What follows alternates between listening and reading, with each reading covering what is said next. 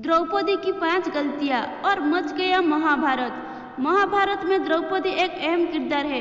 द्रौपदी के जीवन और चरित्र को समझना बहुत ही कठिन है। उन्हें तो श्री कृष्ण ही समझ सकते थे। द्रौपदी श्री कृष्ण की मित्र थी। मित्र ही मित्र को समझ सकता है। आज हम आपको द्रौपदी की वे 5 गलतियां बताना चाहते हैं जिसके कारण महाभारत की संपूर्ण कहानी बदल गई। यदि द्रौपदी ये गलतियां नहीं करती तो आज इतिहास कुछ और होता। नंबर 1, स्वयंवर में कर्ण का अपमान करना। द्रौपदी कर्ण को चाहती थी, लेकिन जब उसे पता चला कि कर्ण तो सूत पुत्र है तो उसने अपना इरादा बदल दिया। उसने पहली बात तो यह कि कर्ण को स्वयंवर की प्रतियोगिता में भाग नहीं लेने दिया, और दूसरा यह कि उसने कर्ण को बुरी तरह अपमानित किया। यदि वो ऐसा नहीं करती तो परिणाम कुछ और होता।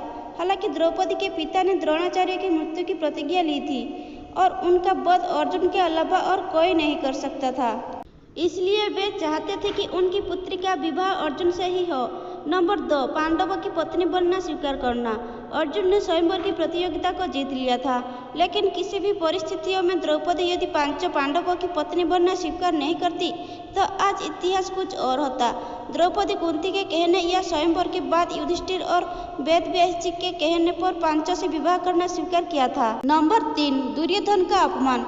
द्रौपदी ने ही इंद्रप्रस्थ में युधिष्ठिर के राज्याभिषेक के समय दुर्योधन को कहा था, अंधे का पुत्र भी अंधा। बस यही बात दुर्योधन के दिल में तीर की तरह धंस गई थी। यही कारण था कि द्यूतक्रीड़ा में उनसे शकुनी के साथ मिलकर पांडवों को द्रौपदी को दांव पर लगाने के लिए राजी कर लिया था। द्यूतक्रीड़ा या जुए के इस खेल ने ही महाभारत के युद्ध की भूमिका लिख दी थी, जहां द्रौपदी का चीरहरण हुआ था। नंबर 4, युद्ध के लिए प्रेरित करना।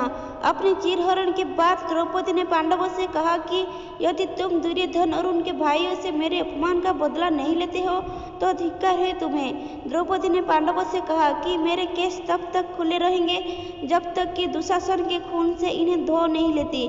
उस समय द्रौपदी ने ऋतुस्नान नहीं था। ऐसे में भीम ने कसम खाई कि मैं दुर्योधन की जांघ को गदा से तोड़ दूंगा और दुशासन की छाती को चीरकर उसका रक्तपान करूंगा।